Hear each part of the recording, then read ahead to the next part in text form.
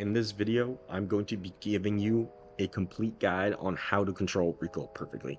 I'm going to keep this short and concise. I'm going to just give you all the information you need to know in about 3 to 4 minutes. This is everything you're going to need to know about controlling recoil. Controlling recoil there's really 2 steps to it. There's the initial kick, and then there is the controlled spray. Most people know how to control the spray. Now, what I mean by that is they shoot their gun, and that spray, they're really good at holding. You can see right here, that's a pretty tight spread. The part people struggle with is the initial kick. Now, what I mean by that is, you see how this is my first bullet, and it jumps up.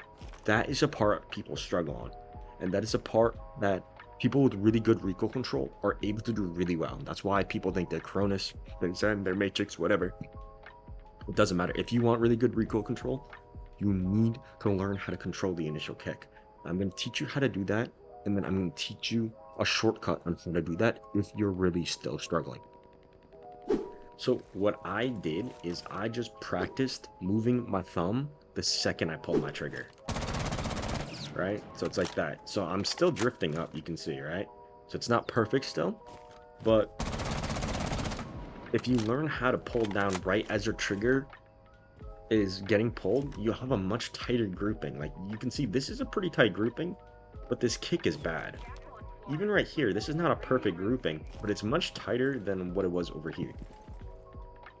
So in order to get this kind of grouping, you're going to have to practice pulling your thumb down as your index finger goes down. So how do you practice that? Like, you just have to learn the timing, right? You got to practice, you got to get your hand in tune. But a way that I did was I just took my whole hand off the controller. I put my index finger on the trigger and my thumb on the stick, right? And I just practiced pulling down with my hand not on the controller. So I'm just shifting my hand down, basically. That makes sense. I'm just trying to get like my index finger and my thumb in tune. So once you practice pulling down and you kind of get that muscle memory, that feeling a little bit, you can try to do it with while shooting your gun correctly. So my hand's back on my controller. I'm scoped in right here. I'm going to use this line. I don't want my recoil to go above this line. That's the idea. I'm going to continuously pull it down. You can keep pulling down too far, but just don't let it go above the line. And as you can see, it did kick up a little bit. So a couple of the bullets did go above, but for the most part, it was on the line. Now this line is just coincidentally headshot level. And as you can see, all of my bullets, even the high ones, would have been considered a headshot. Now up here, if you do the initial kick, right, and you let it get the best of you, this is what your shots are going to look like. The first 2 hit, but then the grouping was just above his head. For the most part, if you're missing headshots and you're complaining about headshot registration, this is probably why. You're probably not actually getting, the game's not like hoeing you. It's not scamming you. You're probably just have bad recoil control. That's not a diss, that's just how it is. Like, when I first started the game, this was one of my big issues when controlling recoil. It only as I got better, I realized I'm good at controlling the recoil at the end, but at the start, I really struggled. So if you want to get good at controlling recoil, you have to make sure your gun doesn't jump up. Now, I told you at the start, if you're still struggling, I have a shortcut method for you, which I do not recommend, right? But if you're just trying to get the hang of it and you're trying to get the grasp of how to control recoil, you can run muzzle brake. Muzzle brake actually helps minimize the initial kick. Now I'm gonna show you what I mean by this. So if we're gonna start right here. We're gonna come out to the side a little bit, and we're gonna shoot. This is the muzzle brake recoil pattern. Now if I switch it back to flash hider, like how I normally have it, I'm gonna aim at the same spot right here. I'm gonna come off the side a little bit, and I'm gonna start shooting.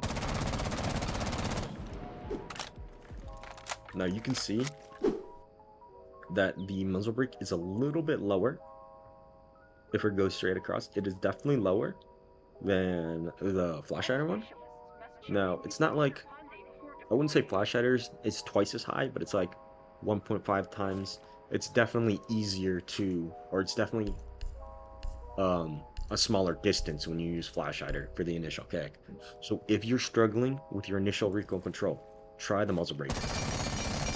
Your later recoil control will be worse, but you're going to have to practice getting that initial control now. That is what you want to get, the initial control. Now, I don't recommend muzzle brake. I think muzzle brake is really bad. I think it's going to mess up your recoil patterns for most of your guns. So I think that this is like a temporary thing while you try to get your muscle memory down. But in the long run, I would not recommend muzzle brake. I'm just saying, if you're trying to get this concept down, you can give muzzle brake a try. But once you get really good at it, it should be second nature to you. Like when I'm in a gunfight, I'm not thinking about controlling the recoil. I just know the recoil patterns, right? So I'm just gonna shoot my gun. Now, obviously this is from close range, but from 20 meters, I know a decent amount of people struggle with the F2, with the ACOG. But for me, I find no issue with it. I don't really think about it. I just shoot my gun. I don't think about pulling down or anything. I just see the person, shoot the person. Now, it's not perfect, right? But that's pretty much a kill shot every single time. I could do it again. No thoughts. I'm just shoot the gun at the person. It's pretty damn simple. All you have to do is you got to practice your recoil a little bit. You got to learn how to control the initial kick, and you'll be controlling recoil like a zen in no time.